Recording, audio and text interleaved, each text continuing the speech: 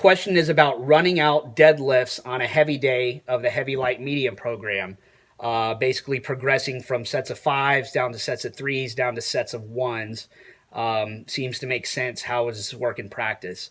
Not very well, not for any length of time. You may get away with it once, and you might get a couple of weeks out of each rep range, but going super low volume and super high intensity on deadlifts, you can't expect that to work for more than a few weeks, especially when you get down into doubles and singles. You're not going to be able to come in and pull, a 1RM and then next week come back and beat that 1RM by 5 or 10 pounds. That's just, it's not a good strategy. You're going to need to keep the volume up higher. I would only venture into that, sets of 1 and 2 and stuff like that on deadlifts, maybe once every 3 weeks.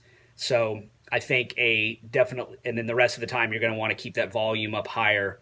And this is for intermediate level training. So, I would not plan on running out deadlifts like that for any length of time. Like I said, maybe once your first foray into intermediate training, you run some fives and you kind of peter out on that. And then, you get a few weeks of going fours and threes and twos and ones, but you might get a few weeks with the fours and threes, maybe a month or so out of that. And then once you hit doubles and singles, that's a week or two of that and you're done.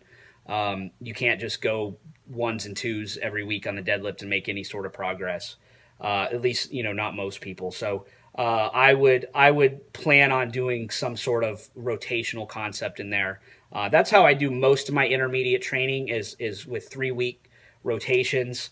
It depends on the client and the goal that they have and, kind of all their individual characteristics. But typically, something like a week or two of fives, and then a week of threes, and then maybe a week of ones, and then back to fives, that sort of thing. So you're only hitting, singles or doubles once every 3 or 4 weeks or something like that at most. The rest of the time, you need to have that volume up higher. It's just too taxing on the nervous system.